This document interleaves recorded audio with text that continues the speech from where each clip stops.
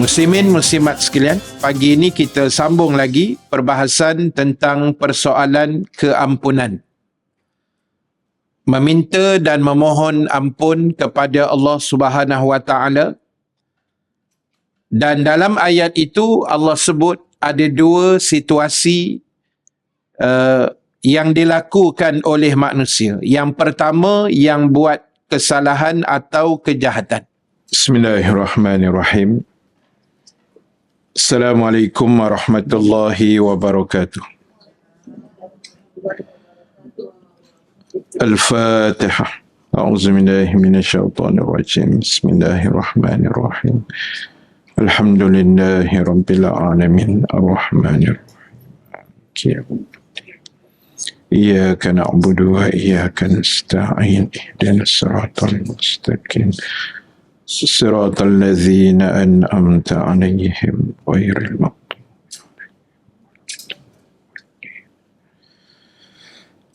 الحمد لله رب العالمين الذي أرسل رسوله بالهدى ودين الحق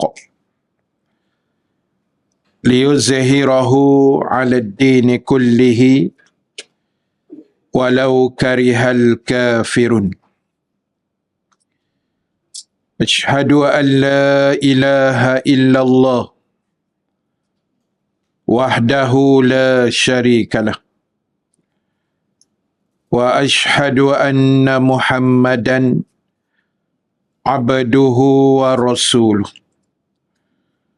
Rabbana iftah bainana wa baina qaumina bil haqq wa anta khairul fatihin wa sayakfikahumullah wa huwas sami'ul alim. Amma ba'd. Terima kasih pada pimpinan majlis pada pagi ini, Puan Hajah Salwa, seterusnya kepada seluruh ahli jawatan kuasa kerja muslimat, muslimin dan muslimat yang dirahmati Allah sekalian. Alhamdulillah, syukur pada Allah Subhanahu wa taala. Dengan keizinan daripadanya kita dapat sama-sama dipertemukan sekali lagi pada pagi ini. Alhamdulillah. Mudah-mudahan pertemuan kita mendapat kebaikan, rahmat dan juga keampunan Allah Subhanahu wa ta'ala, insya-Allah. Muslimin, muslimat, insya-Allah pada pagi ini seperti biasa kita akan sambung perbahasan dan perbincangan menggunakan kitab Al-Azkar. Sambungan bacaan di dalam kitab pada muka surat 811, kitab lama, kitab baru 656. 655.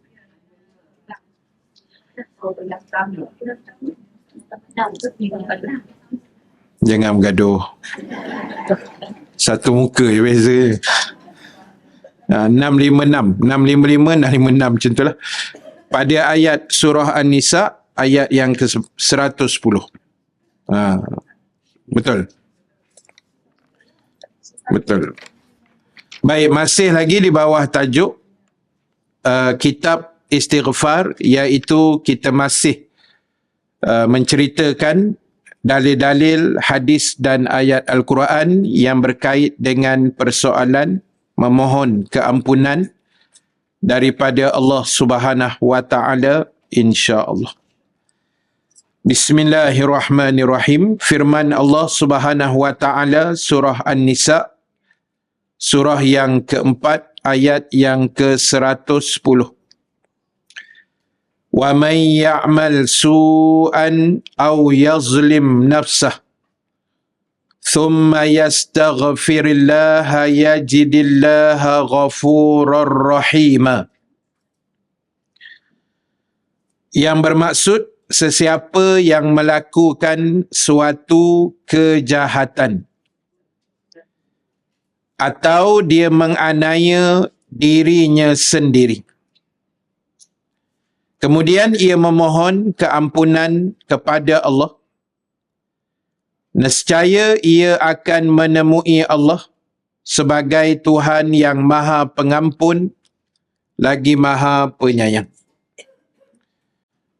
Muslimin muslimat sekalian, pagi ini kita sambung lagi perbahasan tentang persoalan keampunan.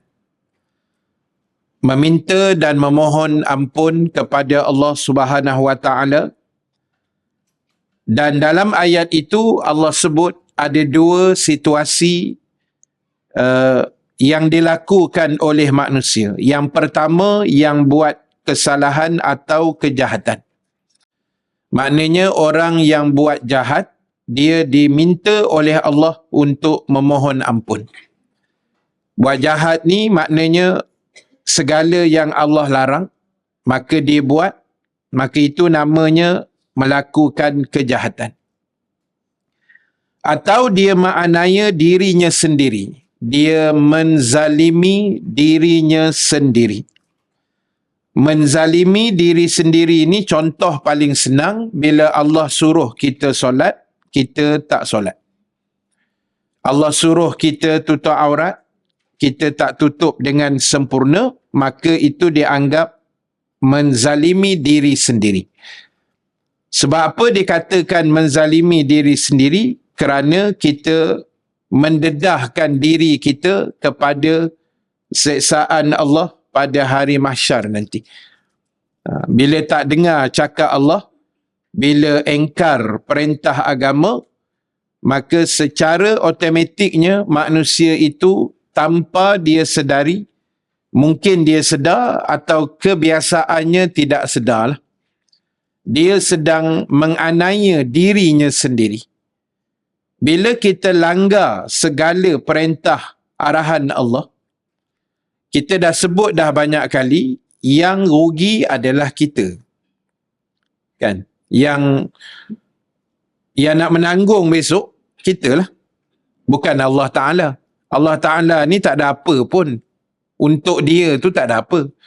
Sebab perbuatan makhluk langsung tidak pernah sekali-kali menjejaskan Allah Subhanahu wa Ta'ala. Apa juga perbuatan makhluk, Allah tidak terkesan. Allah tidak ada sedikit pun terjejas. Contoh, katalah satu dunia orang Islam tak nak sembahyang. Contoh satu dunia ni orang Islam semua tak sembahyang. Kita kata padan muka Allah. Padan muka Allah apa? Padan muka kita. Allah tak ada apa-apa. Kita semayang pun Allah tak ada untung apa-apa pun. Kita tak semayang pun Allah tak rugi apa-apa. Kan? Yang untung dan ruginya kita. Makhluk, manusia atau hamba yang melakukan benda baik atau buruk itu. Itu je yang rugi. Jadi, ingat orang yang dah tersasar, yang dah buat silap, yang teraniaya diri dia sendiri, yang buat benda yang bukan-bukan, yang agama tak bagi kita buat juga, maka Islam ajar kita dalam ayat tadi, segeralah dia minta ampun dengan Allah. Beristighfar, minta ampun, bertaubat dengan syarat yang kita dah bincang sebelum ini.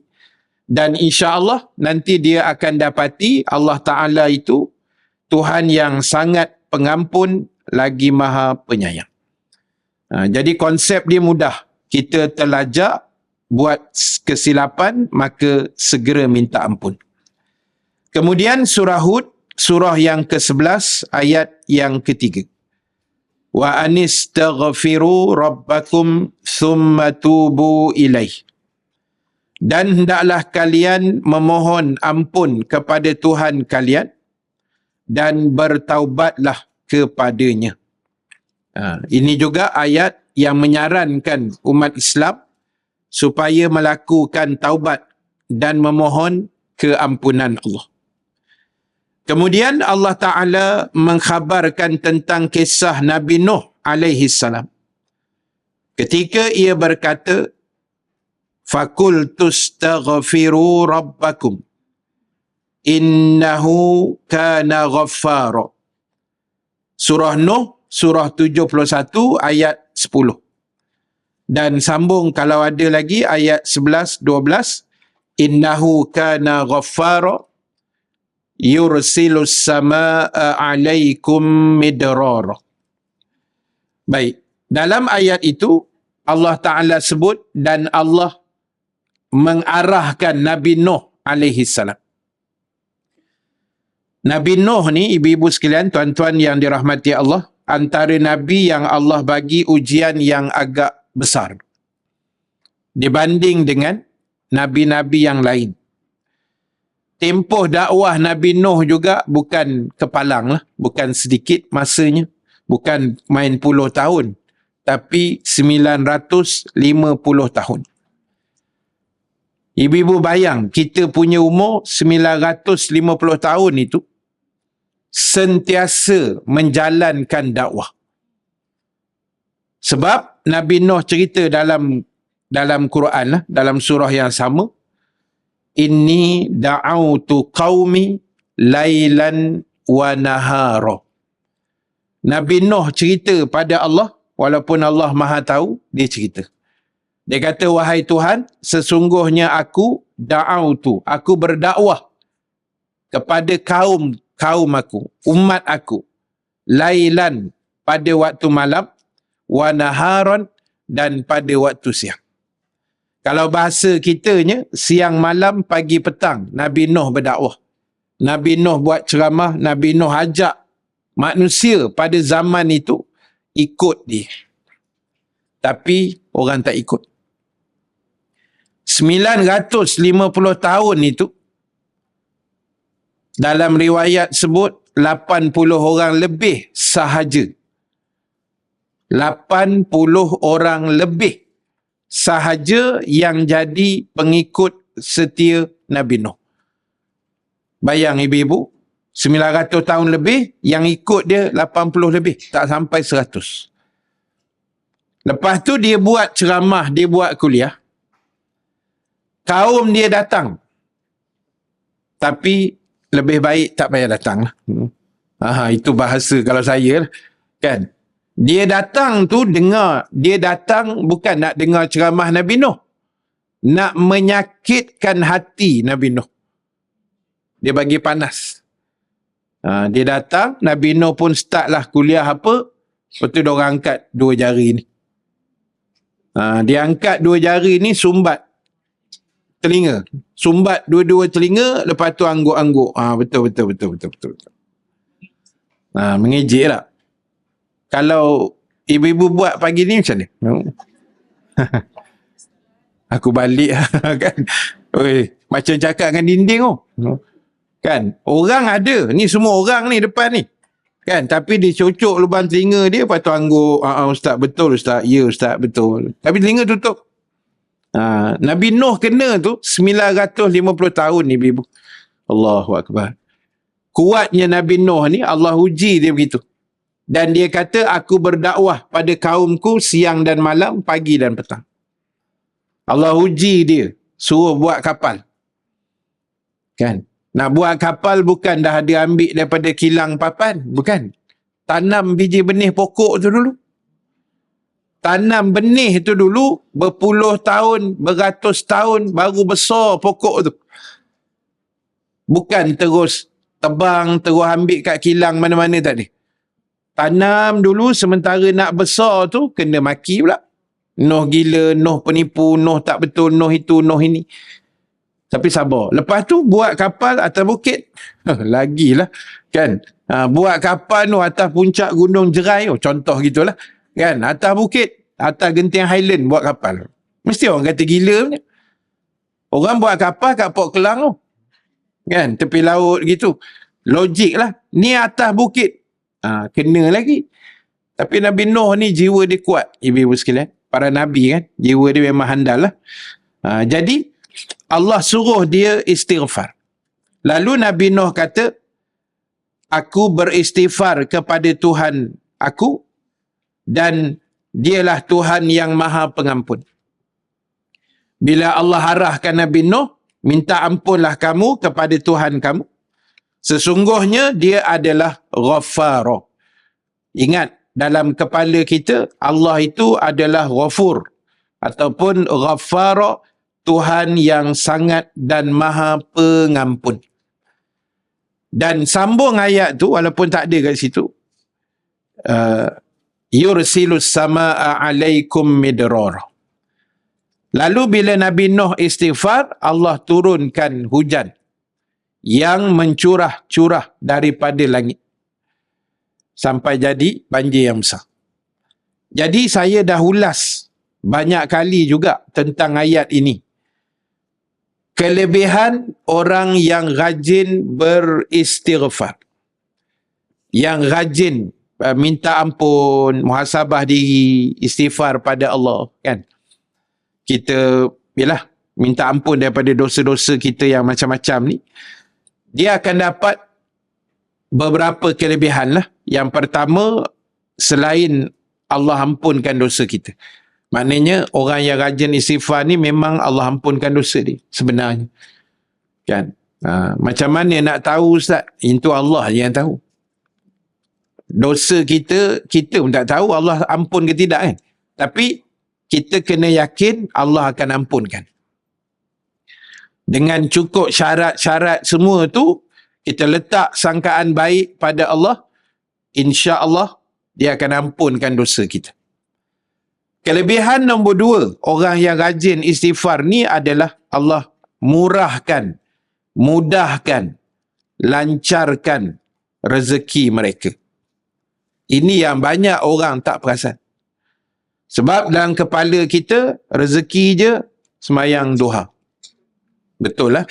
Itu salah satu usaha, bukan punca semayang duha tu rezeki kita melempah. Jangan salah tafsiran begitu. Jadi itu usaha ikhtiar kita. Jadi sebenarnya rajin istighfar, selain Allah ampun dosa, Allah juga akan mudahkan, lancarkan segala sumber rezeki kita. Sebab apa? Sebab bila Nabi Nuh minta ampun, Allah turunkan hujan.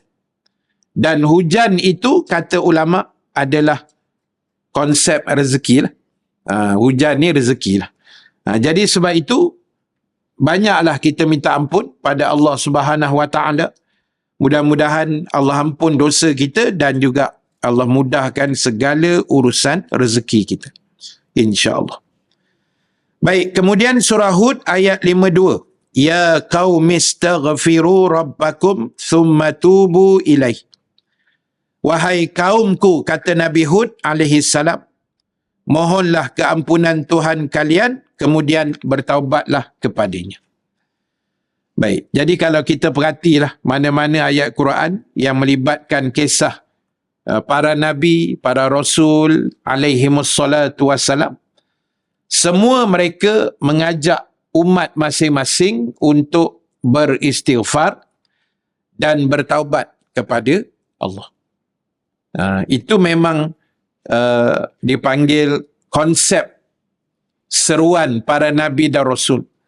Memanglah mereka semua ni mengajak ke arah yang baik. Tapi benda besar yang mereka tekankan dalam ucapan dan ingatan mereka setiap hari adalah minta istighfar dan juga minta ampun kepada Allah. Baik, kemudian dia kata masih banyak lagi ayat-ayat yang berkenaan dengan istighfar. Maka disebutkannya beberapa ayat di atas sudah cukup kiranya sebagai peringatan sekadarnya. Jadi kalau kita nak semak ayat Quran tentang istighfar ni terlampau banyak. Sebelum ni saya ada guna satu, tapi dia macam di dalam Telegram. Tapi benda tu dia dah tak function. Dia panggil apa? Macam robot jugalah, kan. Tentang Quran ni, bila kita type satu wording, katalah syurga, dia akan keluar semua ayat yang ada kalimah syurga.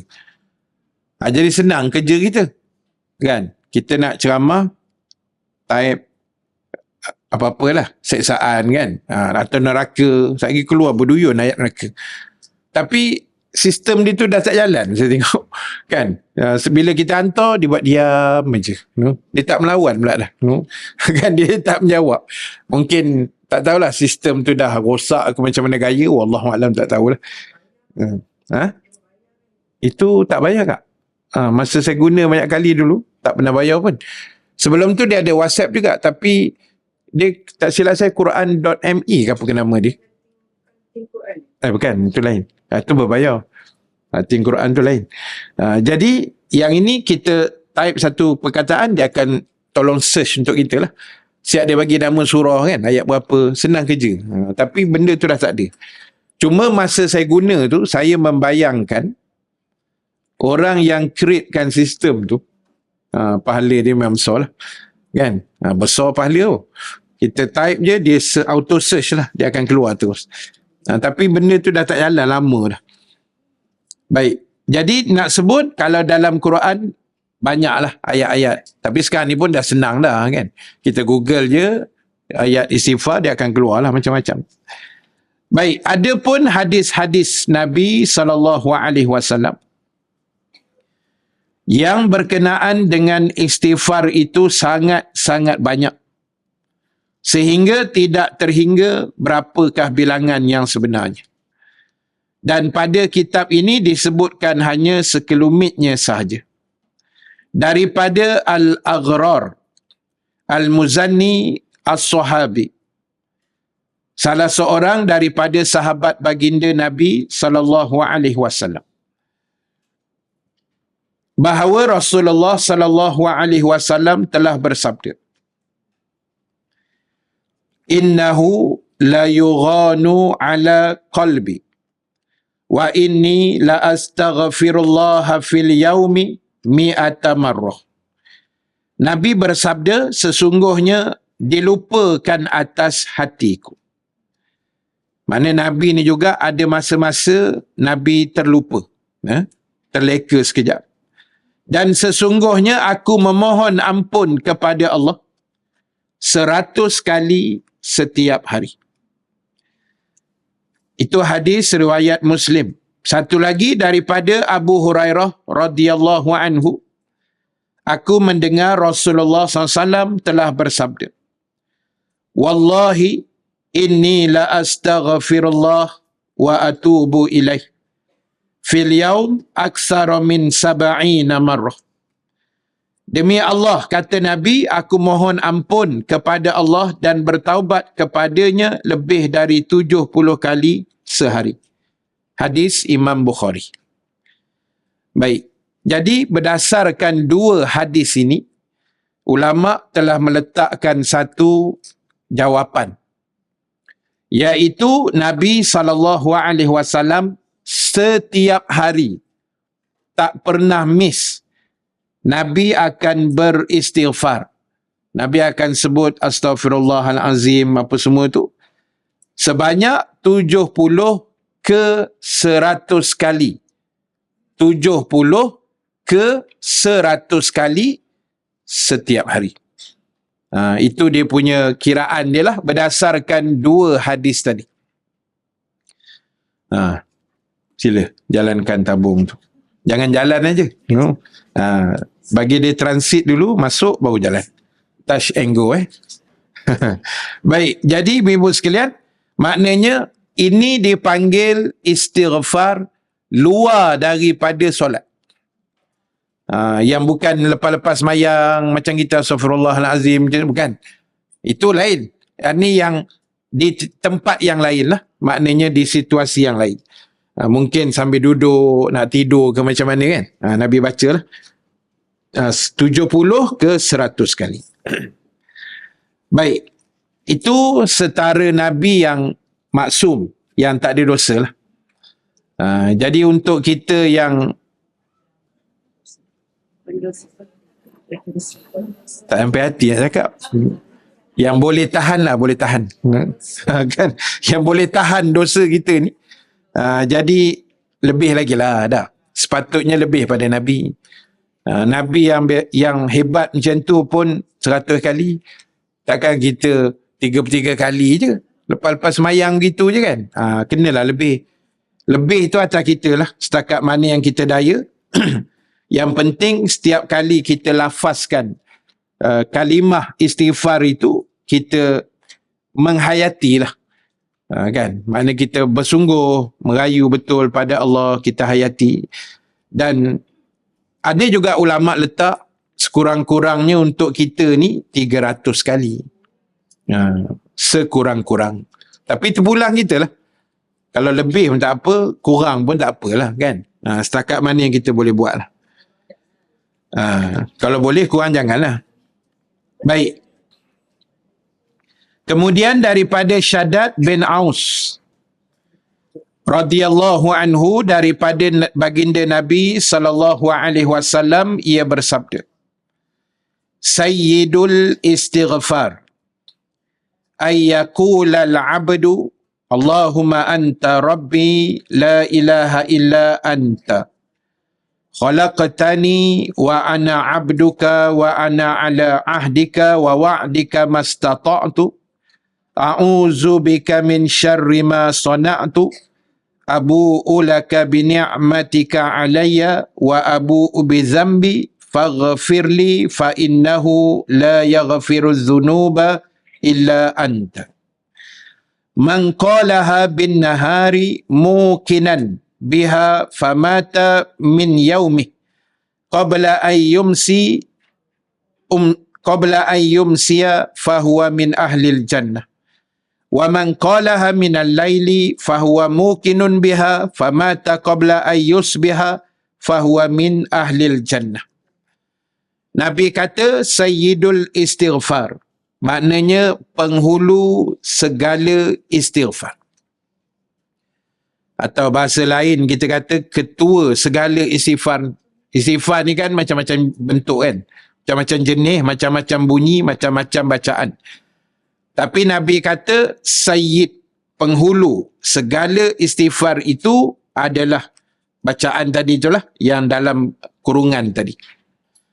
Iaitu bacaan seorang hamba yang bermaksud, Ya Allah, Engkaulah Tuhanku.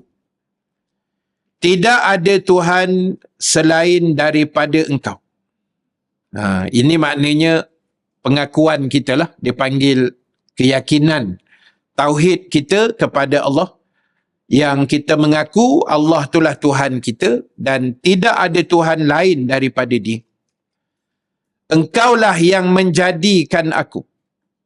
Maknanya lafaz yang ada dalam Sayyidul Istighfar ni menyedarkan siapa kita yang sebenar-benarnya. Bila kita declare, engkaulah yang menjadikan aku. Maknanya kita sedar diri. Sedar diri lah tu. Kan? Orang yang tak sedar diri ni kadang-kadang dia rasa dialah segala-galanya. Sampai kadang-kadang seolah-olah macam tak ada Tuhan dalam dunia ni. Kadang-kadang ada orang rasa hebat tu semua pada dia. Dia tak nampak kemuliaan dia, kehebatan dia, Allah yang kirim. Allah yang bagi, Allah yang luluskan, dia tak perasan. Dia rasa semua titik peluh dia. Macam dia seorang yang berpeluh. Baik, jadi ingat, engkaulah yang menjadikan aku, sedangkan aku adalah hamba-Mu. Kita adalah hamba Allah. Dan bila Allah jadikan kita, kita ni pula hamba Allah.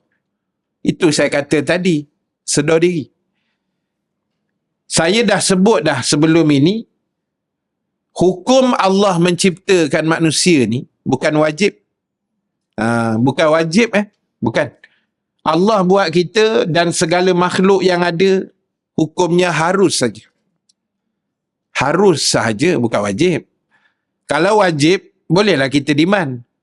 Kan rasa macam belagak sikit kan. Oi, Allah wajib buat aku, kalau tak buat nanya ni. Tak, harus saja, bukan wajib. Harus maknanya Allah nak buat boleh, tak nak buat pun sukati dia. Itu makna harus. Sukati Allah. Dan alhamdulillah dia buat. Dan kita pula masuk dalam senarai itu. Mujur kita jadi orang. Kalau jadi kucing macam mana? Comel lah kan. Tapi kalau jadi makhluk lain tak kenaya kita. Kan, jadi pokok kan, jadi benda-benda lain. Tapi alhamdulillah, syukur sangat. Allah jadikan kita manusia, dahlah manusia pula, manusia yang Islam. Dah Islam pula mengaku beriman. Kan? Islam pula rajin mengaji kuliah sampai tak ada cuti. Macam mana yang diwawarkan tadi. Kan? Syukur. Itu bukan semua orang dapat, ibu-ibu sekalian. Kan? Di luar sana berapa ramai yang tak pergi kuliah. Berapa ramai yang tak dan pergi masjid. Yang tak dan nak buat baik, yang tak dan nak itu, tak dan nak ini kan. Ramai. Tapi alhamdulillah sibuk kita sempat lagi. Kan? Sempat. Alhamdulillah syukur. Jadi sebab itulah kena sedar kita ni hamba dia. Hamba. Bila hamba ni taat lah. Jangan melawan. Sebab hamba ni ada dua je. Satu hamba yang baik, satu hamba yang jahat. So kita pilihlah jadi hamba yang baik, yang sentiasa taat dan patuh, tidak melawan kepadanya. Dan aku berjanji setia kepadamu sekuat atau semampuku. Kita declare dalam ayat itu, kita rasa kita ni berjanji dengan Allah setakat mana yang kita daya dan kita mampulah. Sebab Allah pun dia tahu, ibu-ibu sekalian, kita ni ada kelemahan. Kita ni banyak kekurangan, walaupun ada mungkin sedikit kelebihan. Tiap-tiap orang ni, saya, ibu-ibu, tuan-tuan, semua yang menonton semua ni, semua ada kelebihan masing-masing. Yang kadang-kadang kita tak sedar itu kelebihan kita. Tak tahulah apa benda, masing-masing tengok sendirilah. Dan masing-masing pun ada kelemahan masing-masing. Jangan kata saya tak ada nampak kelemahan, Ustaz. Kau tak nampak kelemahan tu, itulah kelemahan sebenarnya. Kan? Kau tak sedar diri. Jadi kita ni ada kelebihan, ada kekurangan. Macam saya sebut dulu, orang lelaki dia ada kelebihan dia. Orang perempuan ada kelebihan dia sebagai perempuan. Orang lelaki kelebihan dia mungkin dari sudut fizikal tubuh badan dia. Tenaga dia. Dia boleh buat kerja lebih berat daripada orang perempuan. Kan? Orang perempuan kelebihan dia, dia multitasking. Kan? Dia boleh buat banyak kerja dalam satu masa. Dia masak, tinggal nasi. Lepas tu dia pergi buat kerja dapur. Dia pergi basuh baju.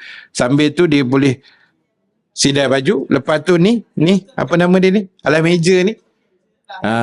Dia peka. Orang lelaki alas meja nak terbalik pun dia tak kisah. Sebab orang lelaki dia hanya mikir masalah negara saja. Masalah remeh macam ni dia tak pandang. Orang lelaki lah. Langsir sengit ke dia tak kisah. Kan? Meja nak terbalik, kursi nak patah. Bawah tu ada lipas mati, dia okey je. Kan? Orang perempuan mata dia sangat tajam. Kan? Dia tak boleh tengok. Dia suruh kita bela. Lepas tu dia bela balik. Dia suruh, bang, betul kan bang? Kita pun dah betul lebih kurang. Dia datang balik.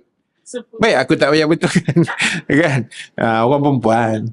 Jadi, orang perempuan ni dia punya kelebihan, semua kerja boleh buat satu masa. Orang lelaki, satu kerja, satu masa. Kan? Senang. Tapi bab lain adalah kelemahan sikit, kekurangan, kelebihan. Kelebihan orang lelaki, 10 barang, satu kedai. Kelebihan orang perempuan 10 kedai, satu barang. Kan?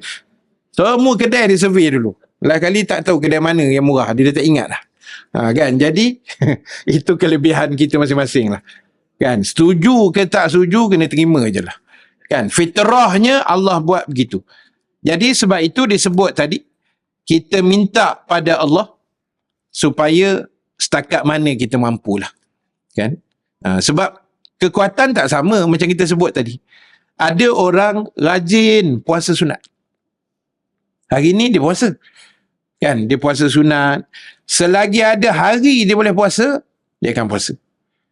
Macam saya cerita dulu kan, ada saya jumpa satu datuk tu, dia kalau nak jumpa dia, saya kata dah, jumpa malam. Jangan jumpa siang. Jumpa siang buat malu ke? Kan? Kita ajak nak pergi minum mana? Minta maaf Ustaz, puasa. Tak ke malu? Ustaz pula tu. Yang mengajak minum tu. Kan? Jadi dah lah jumpa hari Khamis, hari Senin kan, cari pasal. Sebab tu nak jumpa dia malam. Sebab malam tak puasa kan. Jadi saya jumpa dia pun kadang malam lah. Jumpa siang buat malu kan. Level kita dah jauh dah. Jadi sebab itu ada orang dia ada kekuatan puasa. Puasa tak tinggal kan. Ada orang kekuatan dia hari-hari boleh bangun 3-4 pagi, 3-4 pagi, 3-4 pagi. Ada orang. Ada orang dia kuat tang sedekah. Dia tak boleh tengok tabung. Bukan tak boleh tu maksud dia tengok dia menggeletar nak demam ke, bukan. Itu pun ada kat penyakit tu. Dia tak boleh. Dia pergi tempat tu tabung tak ada, dia mengelisah kan. Mana tabung? Dia nak bubuh. Ada. Orang yang kaki infak ni jangan buat main tuan-tuan. Kan dia tak boleh duduk, dia jumpa, dia bagi, dia tengok tabung, dia buh. Tapi itu saya kata kita ni dalam sudut ibadah, kadang-kadang kita memang tak boleh nak pulun semua. Kita tengok ada orang rajin sembahyang sunat. Kita pergi masjid Al-Falah sebelah ni kan. Kita sembahyang lepas maghrib, betul tengok budak sebelah ni. Lepas sembahyang sunat bangun, lepas tu bangun, lepas 2 rakaat bangun. Kita tengok dia ni robot ke kan. Kita ni dah 60 kan. Sembahyang sunat pun duduk. Jadi kita nak kejar macam dia memang tak lah. Sebab kita ada kekurangan dari sudut lain. Kita ada kekurangan tenaga, fizikal, lutut, kan? Sakit lutut, sakit pinggang, sakit kaki, sakit otak. Jadi, banyak benda yang kita kurang kat situ. So, kita carilah ibadah mana yang kita boleh buat. Macam saya kata dululah, tak mampu nak baca Quran setiap hari, sebab mungkin ialah mata kita ke, ataupun tenaga ke, yalah baca Quran ni kan tenaga kan, nak bunyi-bunyikan huruf tu.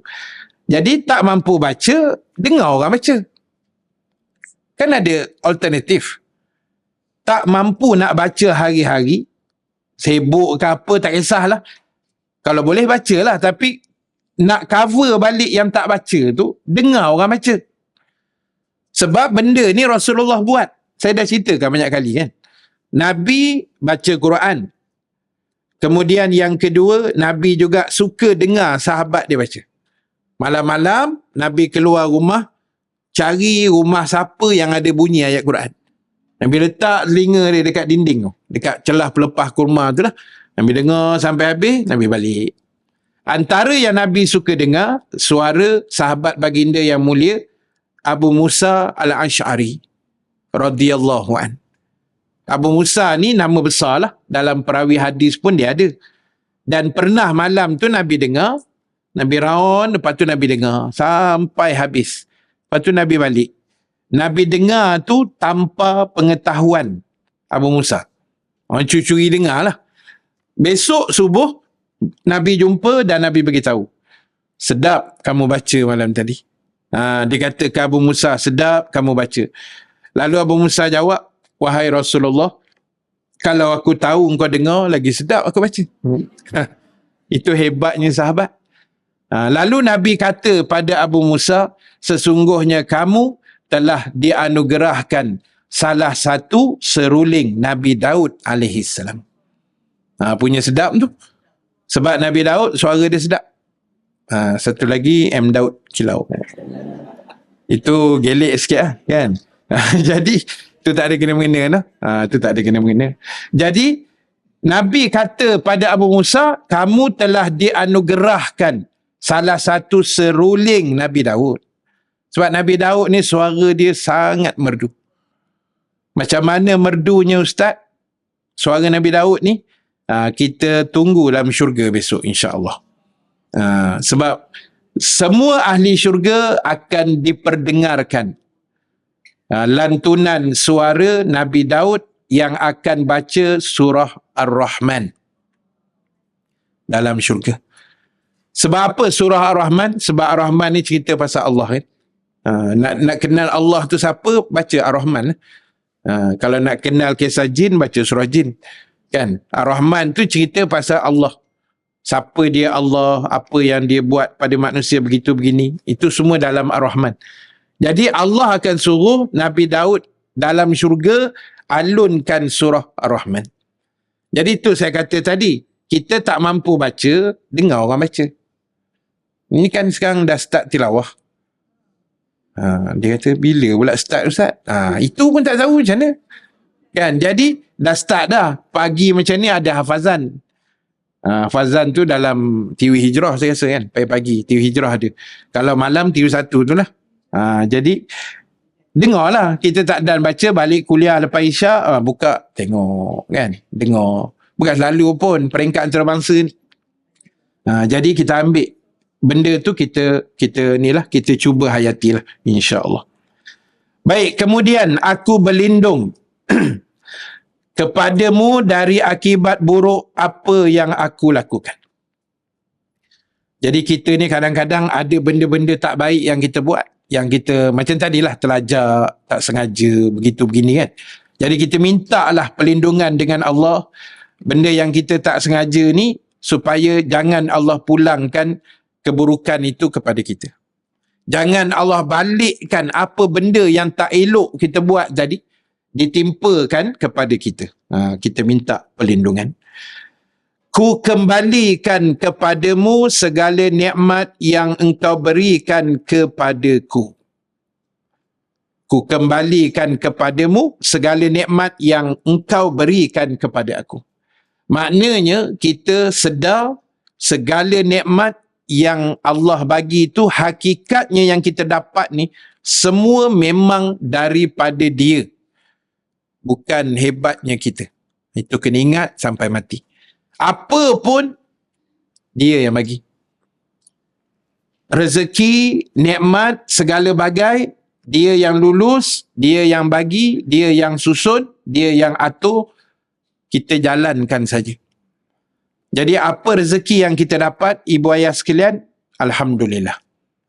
Kita boleh hadir pagi ni, ini pun rezeki. Kan?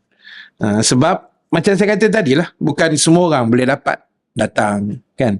Kita dapat pergi haji, pergi umrah, itu rezeki juga. Kita dapat suami baik, isteri baik, itu rezeki kita. Kita dapat kawan-kawan yang baik. Kita dapat environment yang baik. Ni, environment kuliah ni, ini environment yang baik. Ini rezeki kita dapat. Setengah tempat, susah nak jumpa kuliah. Susah ibu-ibu, jangan cakap senang. Nak pergi kuliah pun kadang-kadang susah. Setengah-setengah tempat ada surau, ada masjid. Tapi kekerapan kuliah dia orang kata boleh hitung dengan jari. Tak banyak. Mungkin di kampung, mungkin pedalaman sikit, mungkin di contoh macam Langkawi ya.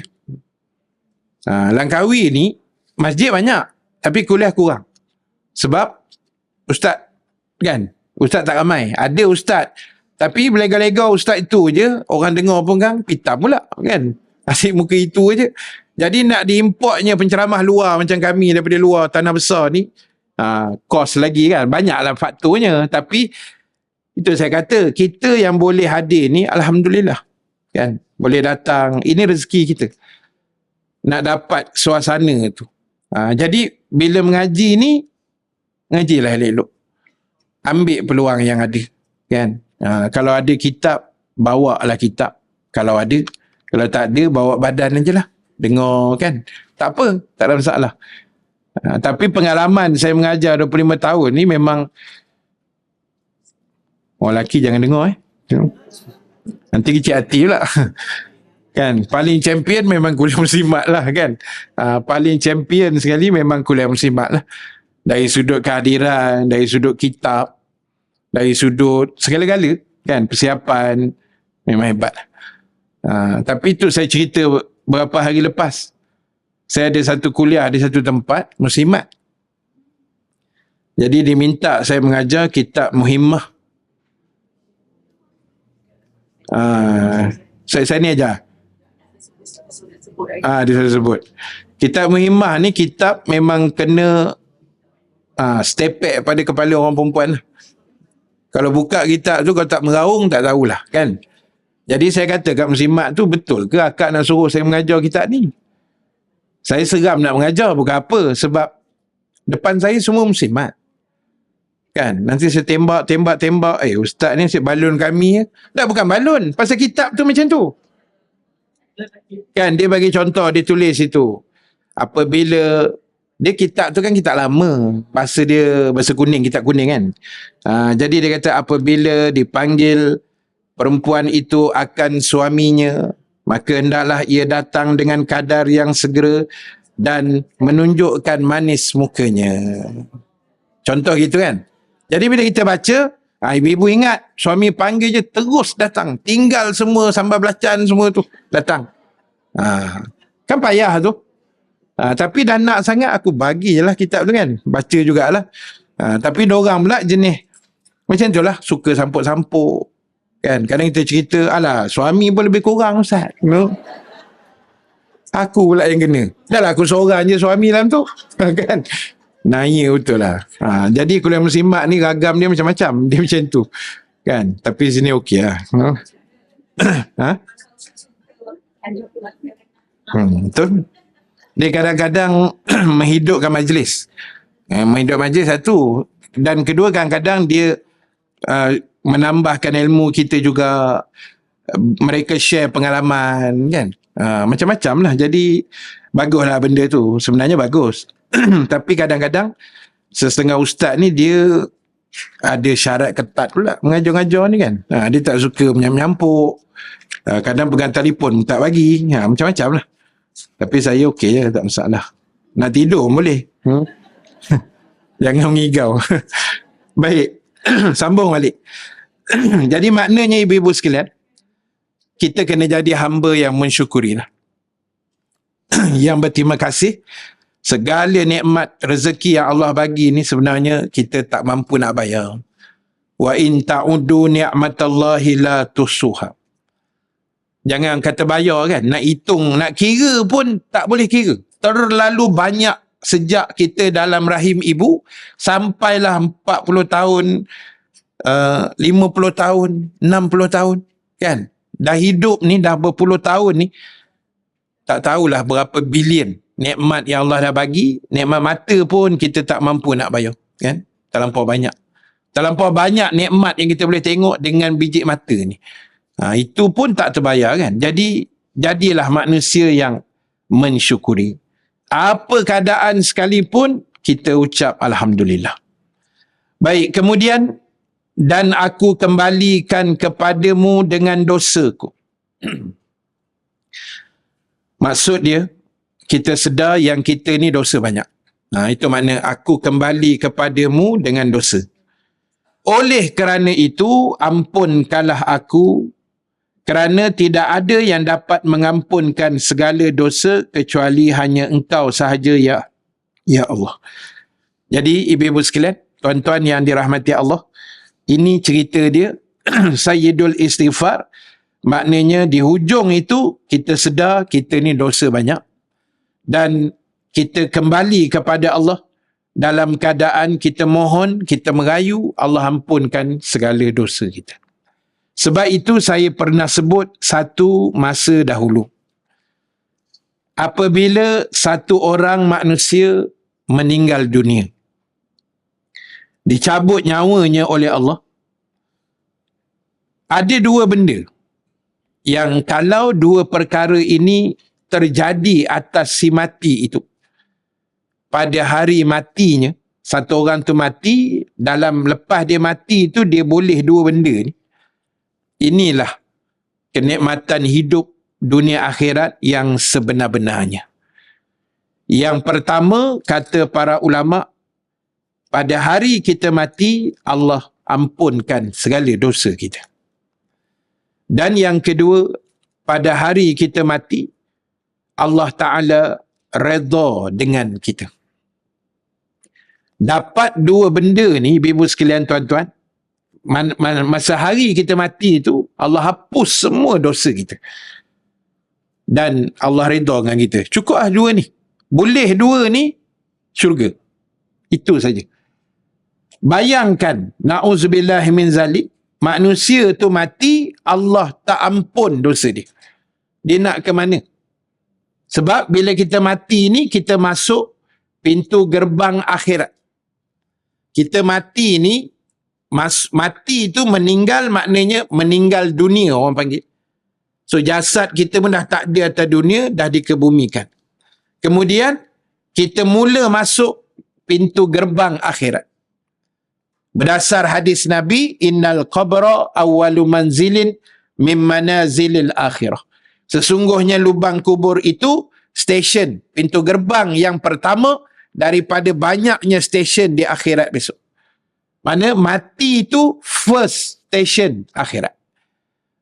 Jadi kalau first station tu sangkut, Allah tak padam dosa manusia, ke depan macam mana? Susahlah kan. Jadi sebab itu nak boleh dua benda tadi.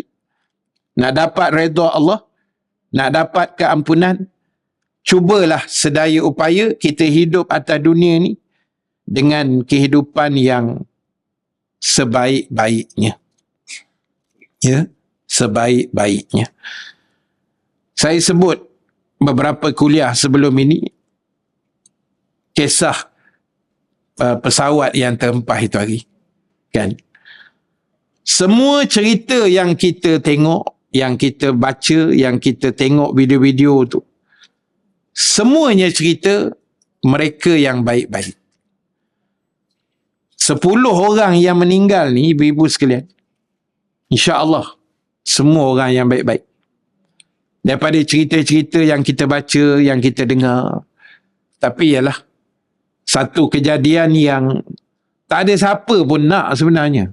Kan? Satu kejadian dipanggil sejarah hitam lah dalam penerbangan negara kita. Bila terhempas sedemikian rupa. Tadi saya lalu di tempat kejadian, sebab kejadian tu dekat je dengan rumah saya sebenarnya. Tapi yang lebih best lagi, beberapa minit sebelum kejadian tu, saya pun ada kat situ sebenarnya. Kan? Tak adalah situ sangat, tapi area-area yang di situlah. Saya daripada Sungai Buloh, dah selesai urusan nak balik. Saya cakap kat rumah, saya kata, yang kita balik ikut Kota Damansara, Kampung Melayu Subang, dan Naik Alam, Elmina. Kan? Timing dia memang timing itu. Pukul 2,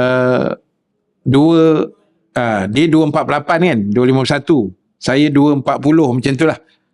Jadi, tapi tak apalah, benda tu Allah dah susun.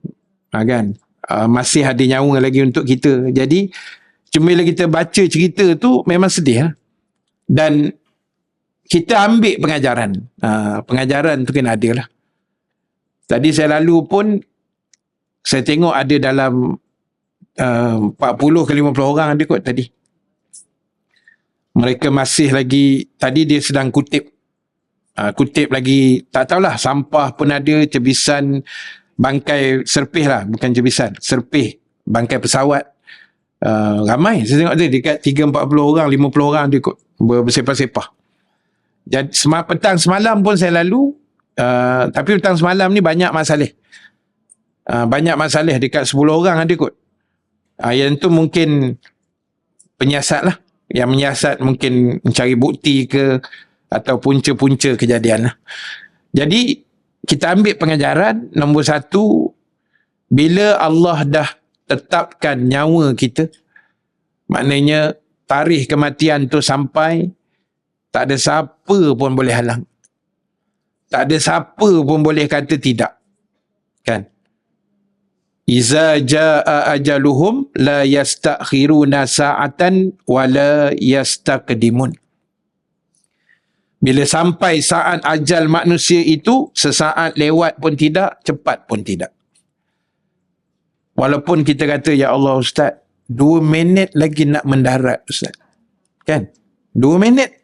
2 minit ni sangat dekat, 5 kilometer saja. Kan? Dah nampak landasan pun. Lampu-lampu landasan dekat Subang pun dah nampak. Tapi itu yang kata ajal tadi.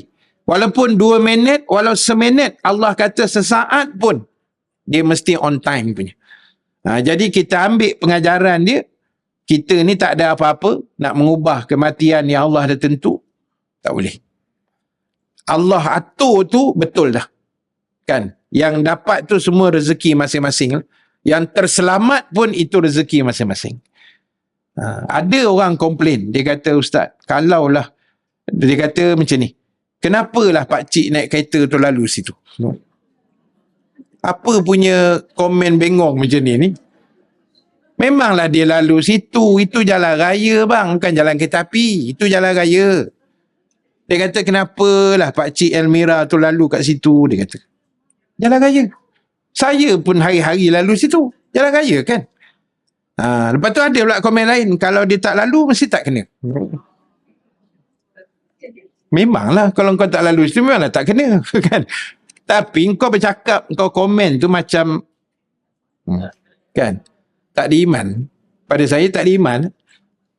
Komen-komen buta macam tu kan. Jadi benda tu Allah dah atur.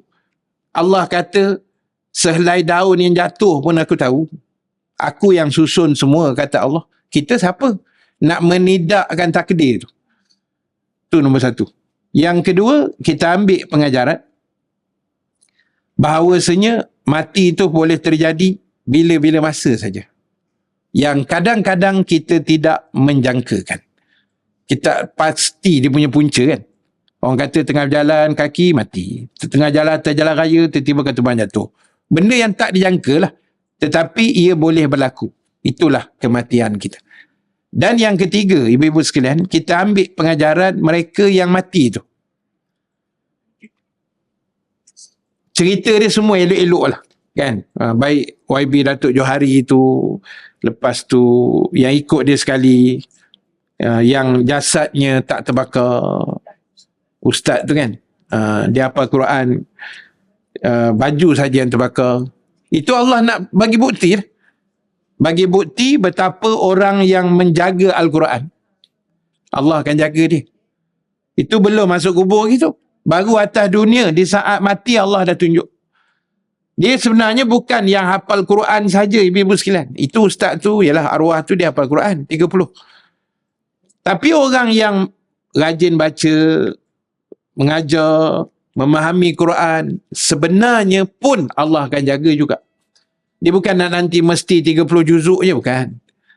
Yalah, dah kita pun 3 kul je. Jadi, insyaAllah lah harapan. Ada harapan Allah jaga kita ya. Sebab ada kisah dulu kan, berlaku di Kedah. Kita cerita Kedah lah. Sebab Kedah, Pening, Perlis. Kubur semua sebelah masjid. Kalau kita biasa pergi Kedah, Pening, Perlis kan, kebanyakan kubur ni, majoriti sebelah masjid. Sebelah masjid. Itu pun orang hidup tak faham juga, tak tahulah. Dia nak beritahu orang mati pun datang masjid. Tu yang dia letak sebelah masjid tu, kubur tu. Orang hidup tak faham-faham, tak datang juga kan. Dia kata tak apalah ustaz, tunggu mati lah baru datang katanya. Jadi ada satu tahun lama dah, ni mungkin 10-15 tahun dulu, bila kerajaan nak besarkan jalan utama tu, kena alih kubur ke sebelah-sebelah masjid. Masjid pun kena injak sikit, kubur kena alih, nak besarkan jalan, nak reserve jalan kan. Jadi ada satu kubur yang dikorek tu, yang nak dipindahkan tu, kain kapan saja yang hancur. Tapi jasad dia dipegang tu masih ada, masih panas, masih ada, masih elok. Jadi bila ditanya kepada waris, yang meninggal ni, yang ni nenek kami. Nenek kami. Dah meninggal sekitar awal 80-an. Lama dah meninggal. Bila ditanya apa amalan atau aktiviti nenek ni, dia kata nenek ni dia mengajar budak-budak kampung baca Quran. Mengajar. Dia mengajar tak semestinya dia menghafal. Mengajar tajwid, alif bata apa semua kan. Dia mengajar. Tapi bila orang yang dekat dengan Quran, ibu-ibu percayalah, Allah mesti akan jaga punya. Allah akan jaga dalam semua sudut. Kita jangan bimbang. Sebab yang kita pegang tu kalam dia. Kalam Allah. Al-Quran itu kalam Allah. Sebab itu orang yang hafal Quran, yang baca Quran, yang jaga Quran, yang mengajar Quran, memang Allah akan muliakan mereka. Hidup mulia, dekat dah mati pun mulia, dah mati pun mulia. Kan? Jadi kita ambil pengajaran tragedi itu, banyak benda lah sebenarnya. Cuma itu 3 benda yang saya sebut tadi. Supaya kita tengok sesuatu tu bukan dengan pandangan kosong.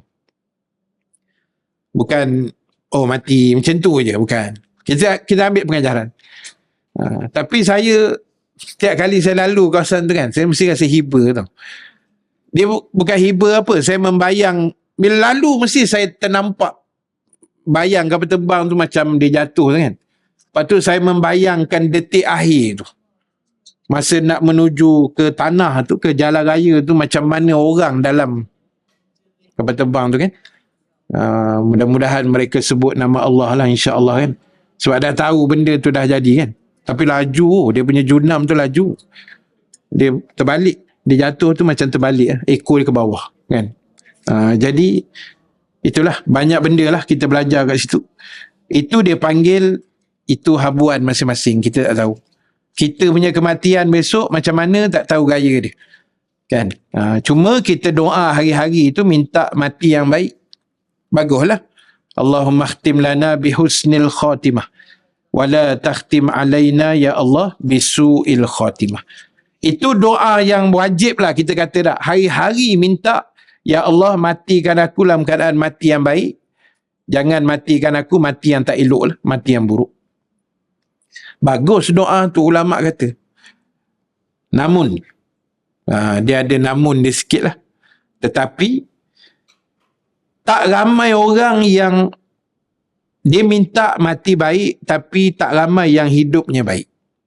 Itu ulama. Ingat-ingatkan kita lah. Ramai orang minta mati baik, mati baik, mati baik, tapi hidup dia tak baik. Dia tak memilih jalan kebaikan dalam hidup. Hidup dia menyusahkan orang, fitnah orang, begitu begini, macam-macam. Kerja-kerja tak elok yang dia buat. Tapi doa minta mati baik. Dia macam tak tally pula benda tu kan. Jadi kita kena tallykan benda tu lah. Jadi sebab itu di hujung tadi, dalam Sayyidul Istighfar itu disebut kita minta ampun dengan Allah kerana dialah sahaja Tuhan yang maha mengampuni segala dosa kita. Banyak atau sikit, Allah yang akan ampunkan. Jadi tak kisah pun ibu-ibu sekalian. Nabi kata, kalau kamu datang bertemu Allah, dosa kamu seluas langit dan bumi. Dosa kita ada banyak tu. Rasa-rasa lah. Seluas langit bumi ada? Ada? Biar betul. Tiba-tiba mengaku. Tak adalah sebanyak tu dah. Sikit-sikit adalah kan. Boleh tahan lah. Jadi, sebanyak langit bumi pun Nabi kata, kalau kamu mati jumpa Tuhan, dosa seluas langit bumi, besar lagi rahmat Allah berbanding dosa yang kamu ada. Maknanya potensi Allah nak ampunkan dan padamkan dosa kita tu sangat cerah. Kan, dengan syarat kita sempat bertaubat dan seumpamanya. Baik, kita habiskan sikit lagi. Siapa yang membacanya pada siang hari? Maknanya Sayyidul Istighfar tadi. Siapa yang baca pada siang hari dengan penuh keyakinan, lalu ia mati, kata Nabi, sebelum datangnya petang, maka ia termasuk di kalangan ahli syurga. Dan sebaliknya, siapa yang baca pada malam hari dengan penuh keyakinan. Penuh keyakinan ni maknanya macam tadilah. Dia baca tu dengan penghayatan, dia memahami, dia yakin, dia rasa sangka baik dengan Tuhan, kan? Semua-semualah yang elok-elok ni. Lalu dia meninggal dunia sebelum pagi hari, sebelum besoknya, maka ia juga, kata Nabi, termasuk dalam senarai ahli-ahli syurga. Jadi kita dah tahu, kita cuba amalkanlah. Dan saya yakin pun ramai yang dah amalkan. Banyak mana nak baca Sayyidul Istighfar ni Ustaz? Sini tak ada tulis pun berapa kali kan. So ikut kita lah. Lagi banyak tu lagi bagus lah. Baca pagi, baca malam. Baca pagi, baca malam. Baik, saya habiskan sikit lagi. Daripada Ibnu Umar ataupun Abdullah bin Umar radhiyallahu anhuma, ia berkata, Kunna na'uddu li Rasulillahi fil majlis al-wahid mi'ata marrah. Rabbi ghafirli wa tub alayya innaka antat tawwabur rahim. Kata anak Saidina Umar yang bernama Abdullah bin Umar, kami menghitung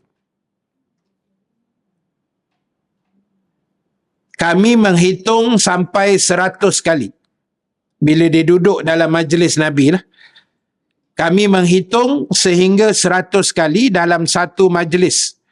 Rasulullah sallallahu alaihi wasallam sambil Nabi membaca Rabbighfirli wa tub alayya innaka antat tawwabur rahim. Wahai Tuhan, ampunilah aku dan terimalah taubatku. Sesungguhnya Engkau Maha Penerima taubat lagi Maha Penyayang.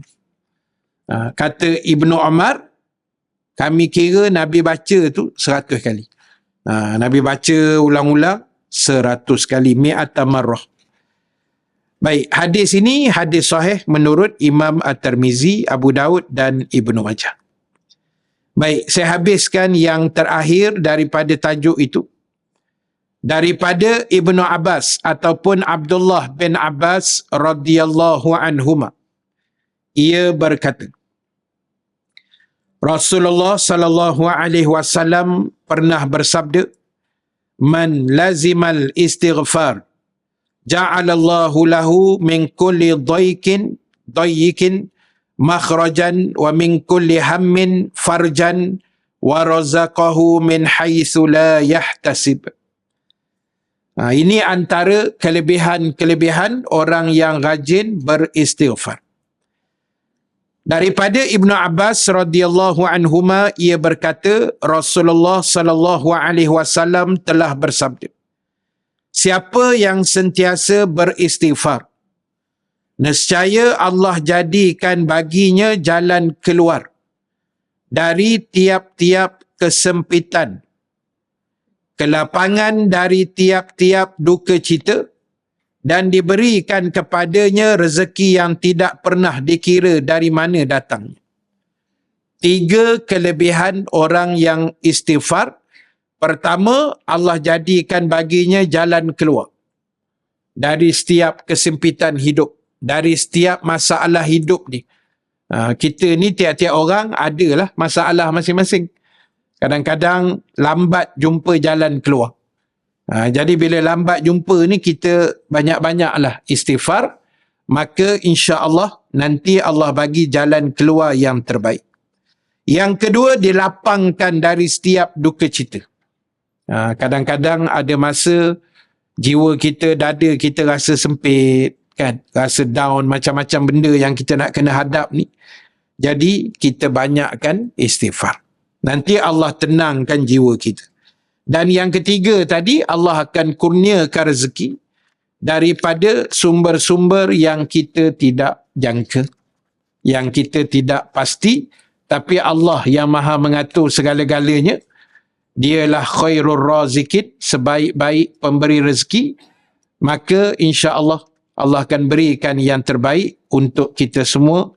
InsyaAllah, mudah-mudahan. Amin ya rabbal alamin. Wallahu ta'ala a'lam. Itu yang boleh kita share sedikit pada pagi ini tentang istighfar, kelebihannya, kisah-kisahnya. Dan mudah-mudahan Allah Subhanahu wa ta'ala memberikan kebaikan kepada kita dunia akhirat. InsyaAllah kita akan sambung hadis yang berikutnya pada jadual kita awal bulan September lah, insya-Allah, Isnin yang pertama. Dan terima kasih juga pada semua yang mendoakan jugalah masa birthday saya hari Sabtu baru ni. Ramai juga yang mendoakan dalam Facebook kan, yang mana tahulah. Jadi terima kasih banyak. Itu sempena yang ke-25 lah, insya-Allah.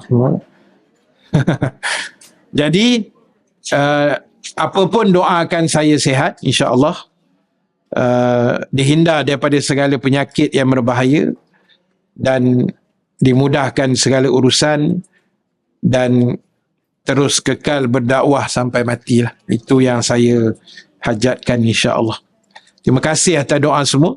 Dan sebelum saya tutup majlis pada pagi ini, ada dua perkongsian ringkas. Yang pertama, umrah untuk awal Oktober, masih lagi kita buka last minute lah. Orang kata last minute, kalau ada yang nak pergi boleh lagi, insya-Allah. Nanti boleh roger saya. Dan yang kedua, kutipan tabung pada pagi ini. Pertama, Al-Fadhil Ustaz Farhan Suhud lah, untuk tahfiz beliau yang dah masuk fasa yang keempat dan akan berakhir insya-Allah fasa yang kelima nantilah. Dan yang kedua, ada untuk sedikitlah bantuan untuk student kita dekat Mesir. Ada student seorang lagi ni yang agak susah juga, tak ada bantuan apa pun, nak kena bayar sewa rumah apa semua. Jadi kalau ada ibu-ibu yang nak menyumbang pun boleh sekali lah dalam tabung yang sama, atau kalau nak bagi asing pun boleh. Nanti jumpa saya lah. Wallahualam. Terima kasih. Kita tangguhkan dulu majlis kita dengan tasbih kafarah, suratul As dan bacaan doa. Subhanakallahumma wa bihamdika nashhadu an la ilaha illa anta nastaghfiruka wa natubu ilaik. Bismillahirrahmanirrahim. Wal asri innal insana lafi khusr illa allazina amanu wa amilus solihat wa tawasaw bil haqq wa tawasaw bis sabr. A'udzu billahi minasyaitonir rajim. Bismillahirrahmanirrahim. Alhamdulillahi rabbil alamin, wassalatu wassalamu ala asyrafil anbiya'i wal mursalin Sayyidina Muhammad wa ala alihi wa sahbihi ajma'in. Allahumma ja'al jam'ana haza jam'an marhuma wa tafarruqana min ba'dihi tafarruqan ma'suma wa la taj'alillahumma fina syaqiyan wa la mahruman wa la matruda. Allahumma zakkirna ma nasina wa 'allimna ma jahilna ya arhamar rahimin. Wa sallallahu ala sayyidina Muhammad walhamdulillah Lillahi Rabbil Alamin. Assalamualaikum warahmatullahi wabarakatuh.